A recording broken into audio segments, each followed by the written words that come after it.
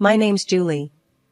I was the first kid Mom had, back when she was still figuring out her life. She married young, straight out of high school, to my dad, Thomas. They were all about love and less about money, which didn't seem to work for her long. I was still toddling around when she met Richard, a guy with a wallet as thick as a brick and a fancy car to boot. She left Dad, took me, and never looked back, except to collect the alimony checks. Richard seemed alright at first, always bringing me little treats and letting me play in his big office filled with shiny things. But Mom, she was different around him.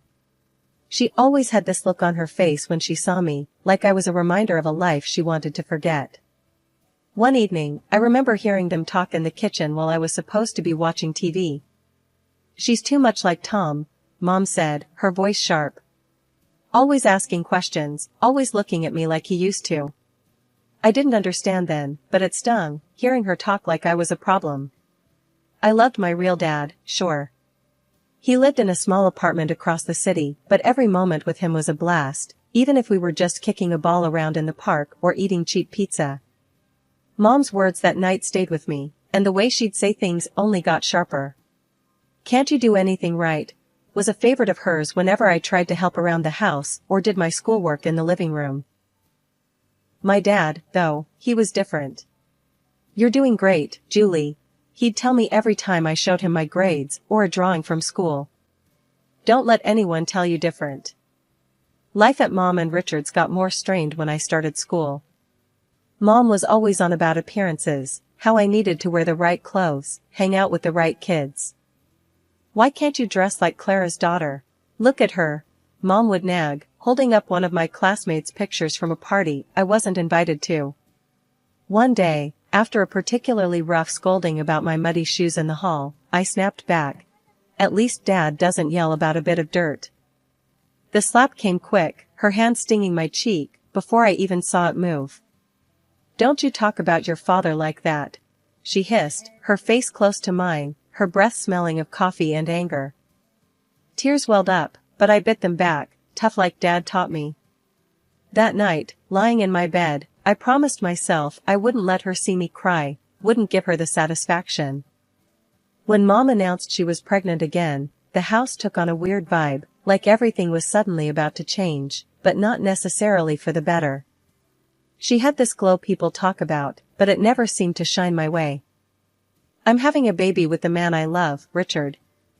It's going to be perfect," Mom cooed one evening, rubbing her belly as Richard beamed like he'd won some kind of prize. Richard, ever the charmer, chimed in. "We'll need to redo the guest room. Make it fit for a little princess." My heart sank a bit. That was my room they were talking about, my little corner in their world. "What about my room?" I asked, trying to keep my voice steady. Mom shot me a look, her smile tightening. "You can move into the smaller room, Julie. It's only fair. The baby will need the space." Fair. The way she said it made it sound like a done deal, no room for arguing. So, I moved. Packed up my stuff and relocated to the smallest room in the house, barely bigger than a closet. The months flew by, and soon Lily was born. She was all anyone could talk about. "Isn't she just the most beautiful baby you've ever seen?" Mom would gush to her friends over the phone, cradling Lily like she was made of the most precious porcelain. "Yeah, she's cute," I'd mutter, trying to make myself part of the conversation. Cute was an understatement. Lily was adorable, and I couldn't help but love her at first sight. I wanted to be a good big sister, wanted to be involved and help out. One afternoon, I tried to sneak into Lily's room while Mom was busy in the kitchen. I tiptoed in, peering over the crib at my baby sister, who was gurgling happily. "Hey there, Lily," I whispered, reaching a finger to let her grab. Mom must have heard me because she was suddenly there at the door, her voice sharp as a knife. "What are you doing, Julie? I told you, you need to ask, before you go into her room." "I just wanted to see her," I protested, feeling the familiar sting of tears pricking my eyes. "I wanted to help." Dad was different. During one of my weekends with him, I opened up while we were having pizza at our favorite spot. Mom's always on edge with me around Lily. It's like she thinks I'll break her or something. Dad chewed thoughtfully, then said, "You know, Julie, some folks just have a hard time sharing love. It's like they think there's only so much to go around. But listen, you got a whole lot of heart. Don't let your mom's ways make you think otherwise." His words helped a bit, but back at Mom's, the distance between us grew. Even when I tried to share stories about school or friends, Mom's attention was always split, always half listening, half watching Lily. One day, I came home with a school award, second place in the science fair.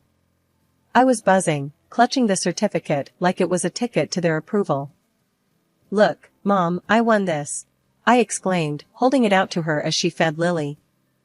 "That's nice, dear," she said without looking up. "Put it on the fridge or something." "Or something," I echoed to myself, the words hollow. I stuck the certificate on the fridge, a bit crooked, and stood back. It was just another piece of paper to them, just another day in the shadow of Lily.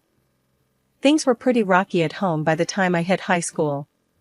Between Mom's cold shoulders and Richard's indifference, I felt more like a guest than a family member.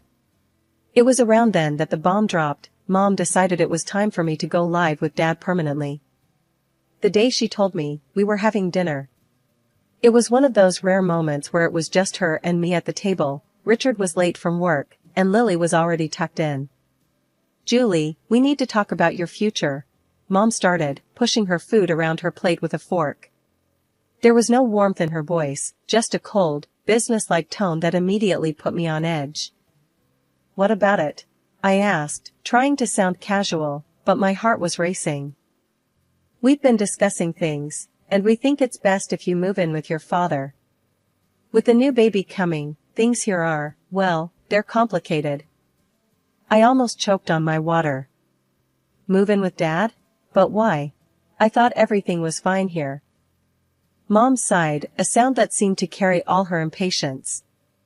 "Look, Julie, you're not a child anymore. You need a space of your own, and we can't provide that here, not with the new situation. It's cramped, and frankly, the financial burden is more than we expected. It's better for everyone this way." I pushed my plate away, no longer hungry. "And what about school? My friends?" "You can go to a new school. Make new friends," she said, as if it were that simple, as if I could just erase my life and start over with no problem. The next few weeks were a blur. I packed up my things, my world shrinking into boxes, books, clothes, the few keepsakes that meant something to me. Richard barely said goodbye, and Lily, too young to understand, gave me a confused hug. Moving day was tough. Dad lived on the other side of town in a modest apartment. It was clean but cluttered with memories of a life paused since Mom left him. He was standing there, waiting for me with open arms and a worried smile when I arrived. The apartment was nothing like the house I'd grown up in.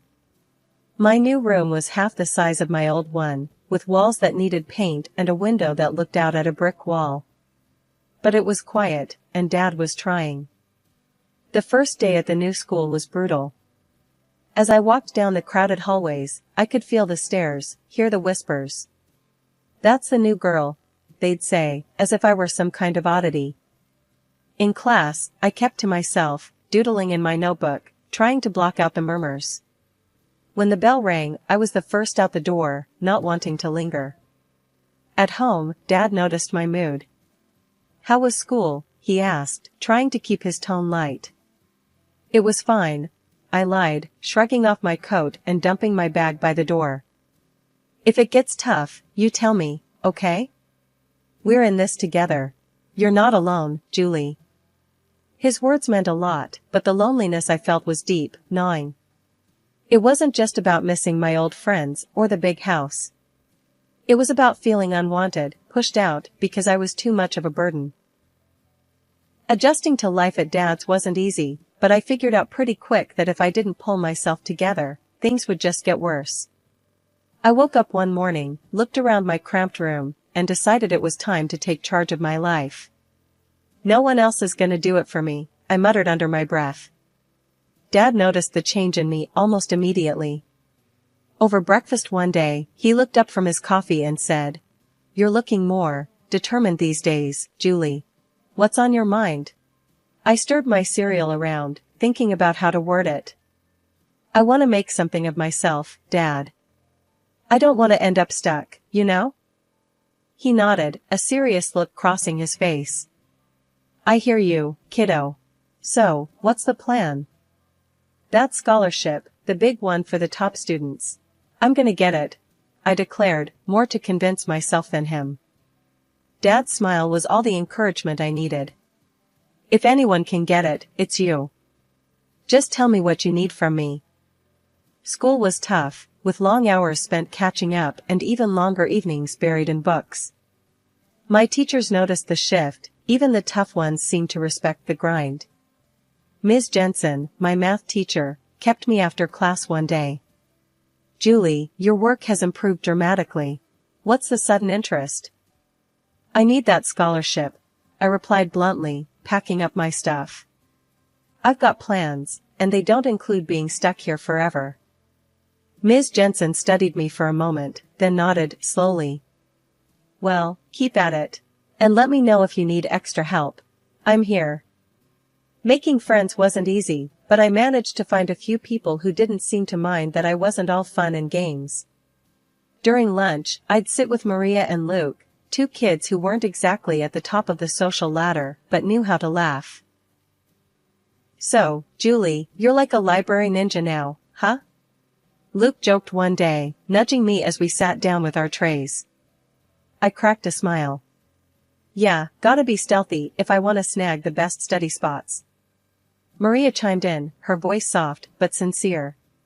"It's cool what you're doing, Julie. Most wouldn't bother." The days rolled into months, and the pressure mounted as application deadlines drew near. Dad was my rock, always there with a hot meal and a listening ear whenever the stress got too much. The day I got the scholarship letter, my hands were shaking as I tore it open. Dad was right there, holding his breath.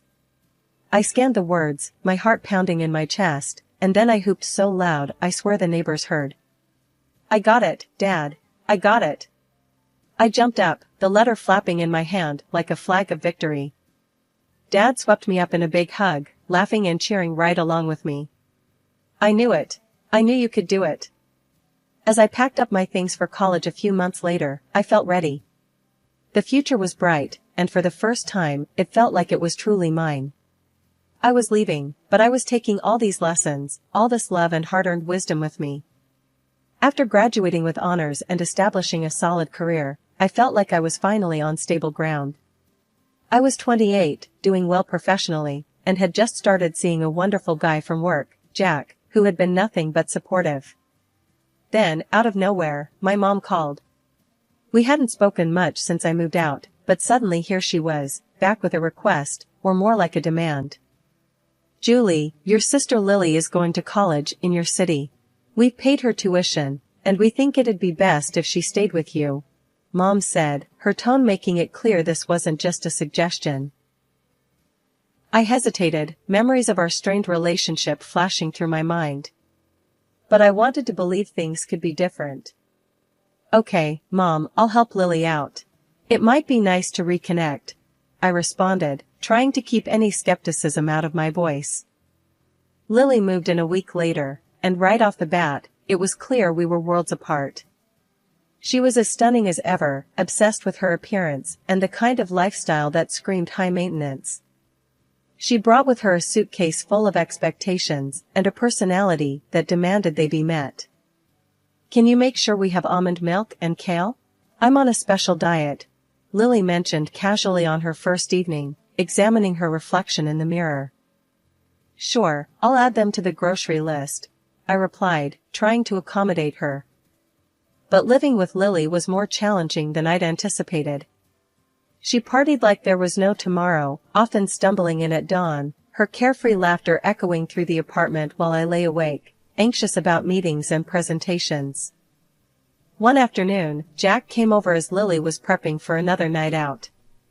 I noticed how she smiled at him, a little too sweetly, a little too long.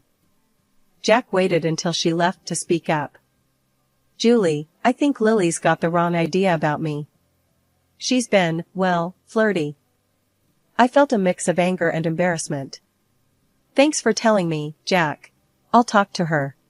When I confronted Lily, her response was a dismissive laugh. "Oh, come on, Julie.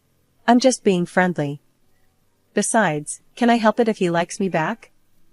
That's my fiancé, Lily. You need to respect that." I shot back, my voice firm. Her laugh chilled me. "Julie, I'm used to getting what I want. Always have been." That was the last straw. I couldn't live like this, feeling like I had to guard my life from my own sister. "You need to find another place to live, Lily. This isn't working out," I told her, my decision final. Lily stormed out, slamming the door behind her. Within an hour, my phone rang. It was Mom, her voice cold and sharp. "You're such an envious girl, Julie. Can't stand to see your sister happy, can you?" "I just want respect, Mom. That's all," I replied, but I might as well have been talking to a wall. After that, things went quiet with Lily. I heard through the grapevine she dropped out of college and was floating through her social circles on charm and whims. As for me, I refocused on my life with Jack, my work, and the peace of rebuilding my boundaries. 2 years had flown by since I last tried to patch things up with my family. Things were going well for me, I was moving up at work, and life with Jack was better than ever. That's when I heard the news about Lily. She had dropped out of college and was getting married to some rich guy she'd met. Feeling a mix of curiosity and goodwill, I picked up the phone to call home and offer my congratulations. It was my mom who answered, her voice cold and distant as always. "Mom, I heard about Lily's wedding. I just wanted to say congratulations," I started, trying to keep my tone light. "Well, don't bother. We're not waiting for you at the wedding. It's for rich people only, and we don't need any beggars there," she spat out, her words cutting deep. I clenched the phone a little tighter, feeling the old sting of rejection. "Really, Mom? That's how you're going to be? What did you expect, Julie? You've always been the difficult one. Just stay away," she said before hanging up. I stood there, phone in hand, the dial tone echoing in my ear. The hurt was palpable, but I wasn't going to let it ruin me. I found out later that they'd spared no expense on Lily's wedding, hiring popular artists and actors to make it a lavish affair. Time passed, and life didn't stand still for me either. Jack proposed, and suddenly I was planning my own wedding, nothing extravagant, but every bit filled with love and sincerity. I called Dad to share the news. He was overjoyed. "Julie, that's wonderful. You bet I'll be there. Wouldn't miss it for the world," he said, his voice brimming with happiness.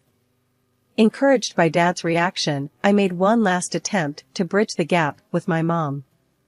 I dialed her number, my heart racing as I waited for her to pick up. "Mom, I'm getting married. I want you to come," I said, holding my breath. Her reply was as chilly as a winter breeze. "No, Julie. I'm not interested in attending some modest gathering of losers. Count me out." I swallowed hard, fighting back the hurt. "All right, Mom. Take care," I said, and hung up, knowing it was probably the last time I'd invite her into my life. Our wedding day was simple but beautiful. Dad walked me down the aisle, his presence a steady comfort. The room was filled with genuine smiles and heartfelt congratulations, a stark contrast to the grandeur and coldness of Lily's wedding spectacle. Our modest reception was filled with laughter, dancing, and stories.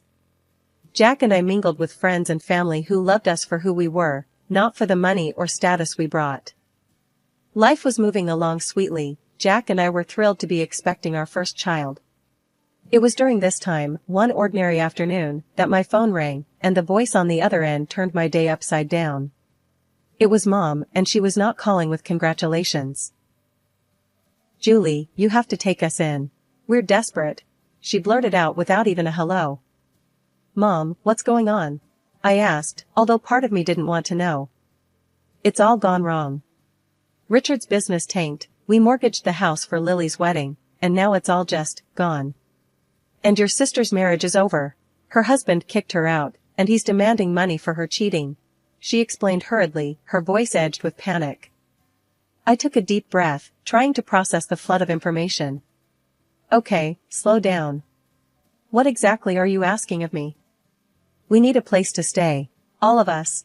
We're coming to your house, she stated matter-of-factly, as if it were the most obvious solution. The request, or rather, the demand, hit me hard. No, Mom. You can't just decide to move in with us. It doesn't work like that. Julie, you owe us. After everything we've done for you, she snapped, her voice sharp and commanding. That struck a nerve. Oh, you? Mom, remember how you were when I needed you most? You pushed me out. You chose everything over me, and now you expect me to just open my doors? Her voice rose. You're being selfish, Julie. Where's your family spirit? I am your mother. And you've never let me forget it. But being a mother doesn't mean what you think it does. It's not about debts and demands. I shot back, my patience wearing thin. Her fury was palpable, even through the phone. You'll regret this, Julie. I might even take you to court. Get what I deserve. I couldn't help but laugh, though it was more from disbelief than amusement. Go ahead and try. Dad was my guardian when you kicked me out, remember? What are you going to claim? That your daughter wouldn't let you live off her after you threw her out? There was a pause, and I could almost hear her brain ticking over. This isn't over, Julie, she finally hissed before hanging up.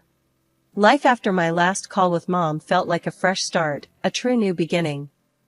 Jack and I were busy getting the nursery ready, picking out paint colors, and assembling cribs, all while navigating the usual ups and downs of pregnancy. It was a Sunday morning, bright and early, and I was setting up some baby clothes we'd just bought, folding them neatly into the new dresser. Jack was drilling something in the corner, the electric screwdriver buzzing away. He stopped, wiped his forehead, and looked over at me with a smile. How's it going over there, Julie? Need any help? I've got it, thanks. Just thinking about everything. It's really happening, huh? I responded, running my hand over a tiny, soft onesie. It really is. We're going to be parents, Julie. His voice was full of awe and a bit of nervous excitement. Just then, there was a knock at the door. I was surprised. Who could it be this early on a Sunday? Jack went to answer it while I continued organizing. I heard voices, and then Jack called out, Julie, it's for you. Walking into the living room, I was surprised to see my dad standing there, a big grin on his face and a teddy bear in hand. Surprise, he exclaimed. Dad, what are you doing here? I couldn't hide my delight, rushing over to give him a big hug. I wanted to come and see how my favorite daughter is doing. And I brought something for my future grandchild. He handed me the teddy bear, which was soft and cuddly. Thank you, Dad. It means the world to me that you're here, I said, feeling a bit emotional. We sat down, and Dad looked around at the half-assembled baby furniture and the stacks of baby books. Looks like you're almost ready for the little one. We're trying. It's a lot, but we're excited, I told him, then paused, biting my lip. Dad, I had another call with Mom. It didn't go well. Dad's expression sobered. I heard about it from your mom. She wasn't too pleased, was she? No, she wasn't. But Dad, I stood my ground. I had to. For me, for Jack, for the baby. We need peace here, I said firmly. The day passed with us sharing stories, Dad giving us some unsolicited but amusing parenting advice, and just enjoying being together. It was a good day, one of those days you know you'll look back on fondly. As the sun set, painting the sky in shades of orange and pink, Jack, Dad, and I sat on the porch, a gentle breeze rustling the leaves.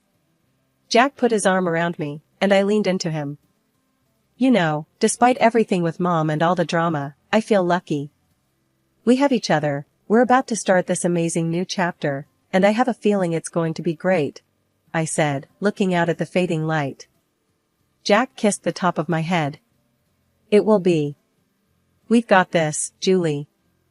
As night fell and Dad said his goodbyes, I felt a profound sense of contentment and readiness for what was to come. The challenges with my mom and the uncertainty of new beginnings had been tough, but they'd led me here, to this moment, surrounded by love and support.